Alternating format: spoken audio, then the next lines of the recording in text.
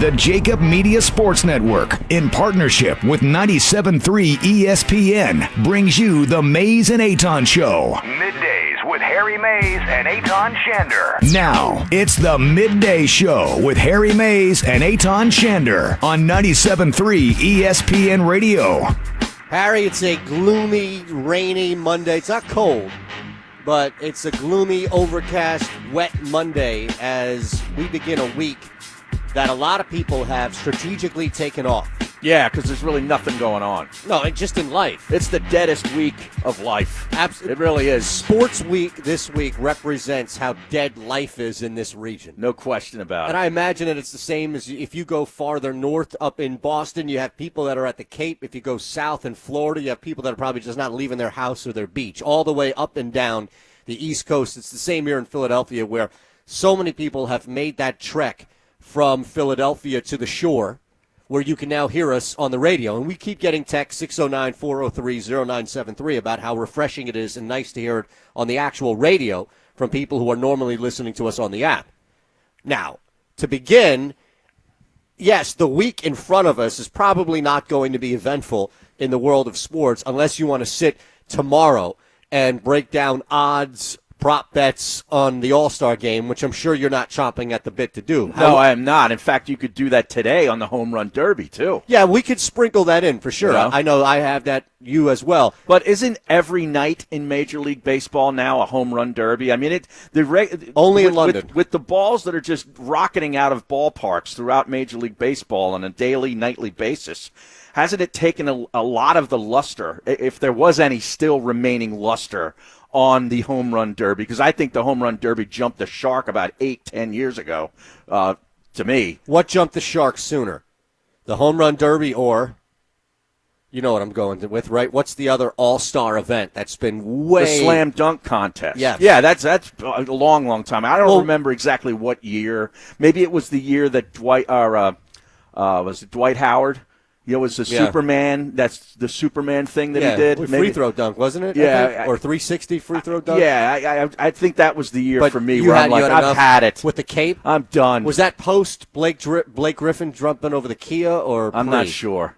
It all gets lost. Okay, one of those two have equally jumped the shark. Oh, totally. Yes. Yeah. And I think that you're right. It's a great observation that there's been an oversaturation. Listen, we've seen it a couple of times from the Phillies' end, but more often when they're giving up so many home runs. Well, right. They should just have the Phillies pitching staff, since they're not outside of maybe Aaron Nola, none of them are going to be doing much this week, should be throwing these batting practice balls because that's basically what they do. Yeah. Put Eflin on the mound. I mean, Pavetta.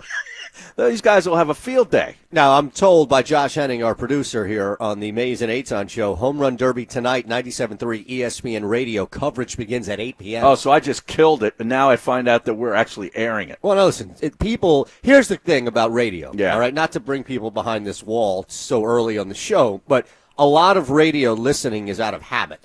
So a lot of people that are normally listening to 97.3 ESPN from 6:30, 7 o'clock at night through 9, 10, 12, hey, maybe even overnight, second level, even into that night, you get same listening habits, right? So that person's not automatically now going to be like, oh, I'm not going to listen because it's the Home Run Derby. They're used to hearing play-by-play. They're used to hearing things like that, not Gil or you and I into the mic. Okay, now, I forget because I didn't watch last year. Do they? I didn't either. Do they cart back Berman for this one night only event? I thought they did last year. Did they? Yes. Josh can probably tell us because to me, if you're going to bring him back for one night a year, this is the night. No, doesn't that add? See, for me, that adds to even more jumping of the shark. Oh yeah, I know. The continued presence of Chris Berman. It wouldn't make me watch it. In fact, it would make me turn away from it even farther. Yeah. But I'm just saying, if you're ESPN, they don't think like us. They think that people still really, love that whole shit. Okay, I think you're onto something. ESPN probably isn't the leader. They are the leader in sports and entertainment, but probably not the leader in what people want. Right. I mean, in that regard, they just give it to you anyway, exactly, whether you want it or not. Okay. I mean, all they do is give me Stephen A. Smith and Jalen Rose and all these other guys that I don't want. Yeah, Max Kellerman. They don't care what I want. That's true. I'd clean the whole house up there. It's amazing if those guys got the same amount of retweets that they had people listening to the show, then maybe they'd beat one of these children's shows that Richard Deitch has to remind us beat them every morning. All right, so we've got the Phillies, we've got the NBA over the week. This is the first time you and I talk about what I wake up. I told you. The Clippers. I told you. When did you tell us? Oh, here you go again, denying my predictions. When did you tell us? Last week, where you got indignant with me and Josh. In fact, it was right at the end of the show. You were steaming mad that we would suggest something other than the Los Angeles Lakers. Well, I remember the day. Josh, can you back me up here? When was this? I don't exactly know what it was. I think it was Monday or Tuesday of last week. Like, you exploded. No, I think what I was doing is I was reading you all the different people that were locked into this thing happening from some 13. Locked in. Yeah. So, did you like see this? Broussard. Well, did you see this 13-year-old kid? Who? Oh, my God. You haven't seen this? No, I haven't seen There's this guy out in L.A. He's got 34,000 followers. You know how many followers everybody has in the planet. He's gone viral because for a week and a half, he's told everybody that this is a lock. That's what he's hearing. I'm reporting. It's stone cold. And, of course, He's wasn't 13 years old. I know, but people were going back. I'm telling you, people were going back and forth using this guy as gospel. Great, good. That shows you all the value is of where social we are right media. now. It's garbage. This is where we are. Yeah. I'm going to put this in. 13-year-old tweets, Kawhi to Lakers. Josh, do you remember this? When Eytan got indignant with both you and me? What I remember is that Eytan, first of all, was telling everybody about Durant to the Knicks. Correct. Well, yeah, but I told you what happened there. I explained exactly what happened. Well, a lot of people explain what happened. It wasn't what do you mean? I told. I told you that it was part of a sting operation. Okay, sting operation. That the Knicks leak was part of an internal sting operation that the source I am privy to was actually a direct target of. But either way, it was bad information. Well, the prediction was wrong. But I'm saying I sting this. What do you mean? It comes from somebody who was right about 9 out of 10 things, but and not this one. Correct, which happened to be the last one, which is the biggest one. No, not necessarily. Kevin Durant. Not necessarily. And now he's changing his number. I had pretty good info about what happened with the injury, and moving on there as far as any type of action that he had there from the same guy, and that really was the cause of this sting because somebody inside was leaking medical information. So the sting then developed where it was more pushing Knicks. But when you look at how that thing was set up, it was designed to flush out 2 or 3 people in the inner circle. Great. So the guy in the inner circle was right about 9 things beforehand, including injury issues. Okay. That's all. Bottom line, okay, KD went to Brooklyn. This isn't Chris Broussard talking about or Stephen A. Smith. These guys are saying, I have sources. They're telling you those sources are lying to you. Well, that's what I'm saying. They're not sources. Right. They're not hearing they're sources, from a source. But they're sources of bad information. Yeah, but that's what I mean. It's not even. No, but my point of it, though, is it's not even somebody in the information business, somebody who is privy to what's happening in the negotiations, like Uncle, what is his name, Dennis? Kawhi's uncle? Yeah, it's Kawhi's uncle. Yeah, that's what I'm saying. Like, Uncle Dennis isn't telling Chris Broussard bad info. Somebody who has no freaking clue what's going on is telling Chris Broussard bad info. That's the difference. Okay, but isn't it so like Kawhi Leonard to do what he did this weekend? I mean, you talk about there's late Friday news dumps. Yeah. And then Ronald Reagan and used then to do there's this. 2 a.m. in the morning, Saturday morning, to Woj news dumps. I mean, good God. I'm a little pissed off with him, to be honest with you, because I wish he would have drug it out into this week so we could still kind of talk about it. Well, I think we can get a lot out of it. Well, today, but how long is that going to last? When you start looking around at the home run derby, we'll find a way to extend it. All right, trust me. So this is going to be Mariota to the Eagles. Well, 2.0. we've got 17 days, right? Yeah, Gill's counter's wrong. Well, I don't know. Gill's counter says we have 13 days till Eagles camp, and by my calculations, we have just under 17 full days, 16 days, 19, 20 hours. Okay, so where are we now as far as countdown? We're 16, not 17? Okay. We're just under 17 days. All right, well, you count weekends in there, right? We got a couple of, that's what, at least 4 weekends, so that's 8 days. So we're really talking about 10 shows? Probably. Something about that, maybe even less, right? 9 shows. I mean, the math is going to be a little off there, something like that. Yeah. You and I could get through 9 shows of the Sixers, the impact of the Eastern Conference. Like, we don't even need to talk about the Sixers today and save that for tomorrow. We could. And just talk about the NBA landscape and Kawhi the Leonard Western Conference and everything. just to yes. start. For starters. Absolutely. That's what I'm saying. So if you want to really stretch this out, Harry, oh, we will. I know we can. I'm just saying I wish we didn't have to. Okay. Is my point, I guess. 12:30, I need to bring this up with you. All right. Okay, 12:30, 609-403-0973 is your text board. We're going to get to Glenn in EHT on the phone line in a second, but I'm just going to read you this tweet. Mm-hmm. It's a headline for a piece in the New York Times, and we're going to get your reaction to it at 12:30. Okay. Air conditioning is unhealthy, bad, miserable, and sexist. Oh, okay. I can't explain how many times I've gotten sick over the summer because of overzealous AC in offices. Hashtag ban AC. Oh, so it's sexist. Yes. All right. So like sneakers are racist. Correct. Right? Sneakers are racist. Man, this is an unbelievable world we live in. AC's now sexist. Okay, absolutely good. right. All Now, right. I can't. Is it misogynist? AC. Well, I don't know. I mean, I think that they're one of the same, right? Are we splitting hairs? Well, I mean, sexist can go any which way. Really? Yeah, misogyny is, what way could male sexist over. go that it's not? Well, I think there's two different sexes, and essentially now I guess there's 3 or 4. No, I mean, with all we're always getting more delineations. Yeah, I guess as we go. But I mean, we also have to adhere to medical science as well, right? Mm. Same people want to put. No, I'm not going to go down this rabbit hole with you. 609-403-0973 is the text board. Glenn in EHT is on the phone lines, though. Wants to talk about the NBA Home Run Derby and everything that's going on with Kawhi Leonard. What's up, Glenn? What's going on? Big weekend. Is Kawhi Leonard, the whole Paul George thing? That's crazy how Paul George did what he did after, 1 year in, year out. Yeah. That's crazy. How do you like that, Russ? Yeah, I get it, and it's a big statement about the Thunder, and don't get me wrong, we can talk about that, but this was really about Kawhi Leonard realizing that he'll never be this hot. He'll never have a moment in which the entire offseason will be about him. Kevin Durant made a move, but you have to wait a year to reap that benefit. Right. Everybody else that is locked in, Jimmy Butler, these other guys, they're not Kawhi Leonard. No. So Kawhi Leonard said, I have the influence now. He's the number one player in the NBA right now. Yeah, and he forced Paul. He didn't force it, but he said, listen, you get me Paul George. And then he went back to Toronto and said, hey, if you can get Paul George, I'll stay. Right. He loves Paul George. Yeah, I love the fact that Kawhi Leonard used every single ounce of leverage this offseason because he'll never get that same ounce again. And the interesting thing was, Glenn and Eytan, is that you had the two biggest stars in the game right now. Both spurn the big-time branded teams in the two biggest markets of the United States for the off-brand model. And, that is unprecedented. It's amazing. It really is. I mean, the Knicks and Lakers are sitting there saying, dude, let's go back to the 70s, because that's when we were something. Right.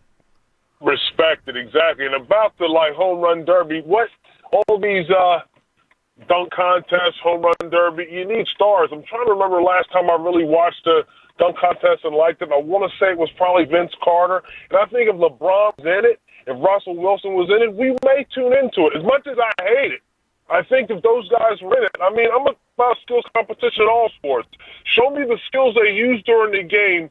Them on. But who can dribble the fastest? Who's the fastest from baseline to baseline? Show me that kind of stuff about stuff that's being used in the game. They do have that. They do have an overall skills competition. Listen, Glenn, we love you, man. Thanks Glenn. for starting things off. Don't they do that? Yeah, they do. They used to have that thing where they had the guy, they had the older player, they had the female player from the WNBA. They do have skills competition. Is it like a 3-on-3 thing? No, it was kind of like a skill thing and a shooting thing with the 3. But but no, there's also NBA All-Star Weekend. There's also like Russell Westbrook. Yeah, they start with the line to line and the 3-point shooting. Yeah, dude, you gotta give us a second. I'm saying is that they have the skill set. They have the ability where they have, the passing through the tire. Oh, okay. They have, much like the NHL has developed. Oh, they smash the plates. Are they still smashing plates in the NHL skills competition? No, what they do is they have the plates around the hoop, right? Oh, so they do? the 4 points of the backboard, and Russell Westbrook just launches. Oh, is that right? Yeah, and naturally he'll knock off all 4 plates before he hits As a 3-pointer. you can see, I've been really dialed in with this stuff over the past couple years. All right, let me ask you this question, though, because